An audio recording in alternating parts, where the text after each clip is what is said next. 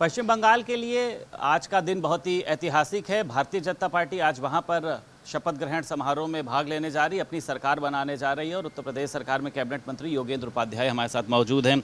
मेहनत रंग ले आई सर, आप लोगों की एक बड़ा जो बदलाव है पश्चिम बंगाल में दिखाई दिया।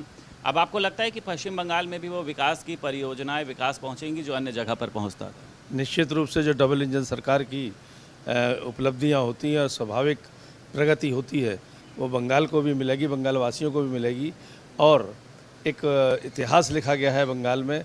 बल्कि मैं यदि कहूँ कि अंग्रेज बंगाल की खाड़ी से बंगाल होते हुए दिल्ली तक पहुँचे थे, हमने दिल्ली से विपक्ष को खदेड़कर बंगाल की खाड़ी में पटक दिया। अखिलेश यादव सर वहाँ पहुँचे, ममता बनर्जी का समर्थन किया, आज एक प्रेस वार्ता भी करने जा रहे हैं कि आप लोगों ने वहाँ पर चुनाव को लूटने का काम किया। अखिलेश यादव, पहले तो ये बताएं कि ममता बनर्जी, अखिलेश यादव और राहुल गांधी से ही पूछना चाहता हूं आपके माध्यम से कि जो ममता बनर्जी कह रही थी हम इस्तीफ़ा नहीं देंगे, गैर संवैधानिक काम कर रही थी और जो संविधान की दुहाई देते इस पर मौन क्यों थे? उन्हें बोलना चाहिए था।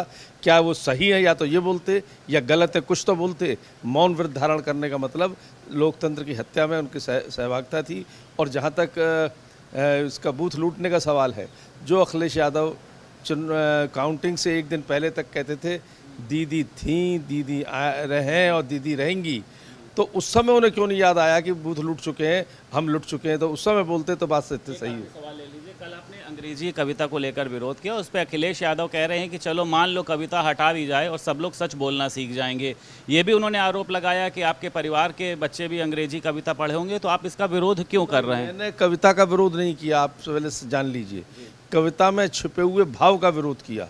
मैंने ये बताने, इसका मैंने ना समझ लोग ऐसी बातें करेंगे। मैंने कहा था कि जिस तरह से कैसे संस्कार बच्चों को दिए जाते हैं, हमारी संस्कृति में झूठ बोलना नहीं है, बड़ों का अपमान करना नहीं है। और इस कविता के माध्यम से ऐसा सिखाया जा रहा है जैसे कि झूठ बोला जाए, बड़ों का अपमान किया जाए।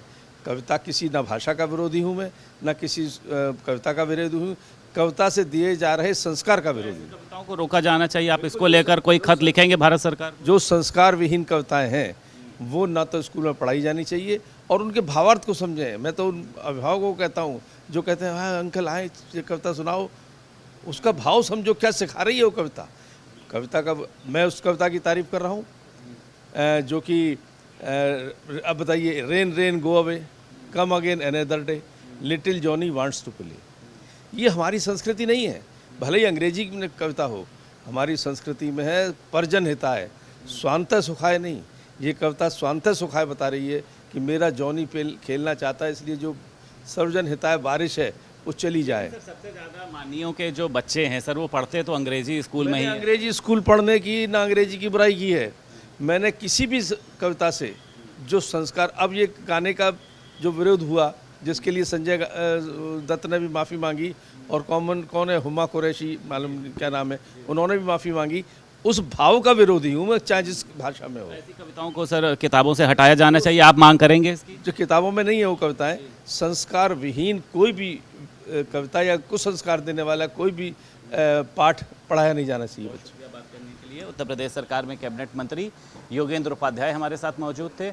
लखनऊ से वीडियो जर्नलिस्ट शुभम के साथ संदीप खेर, भारत समाचार।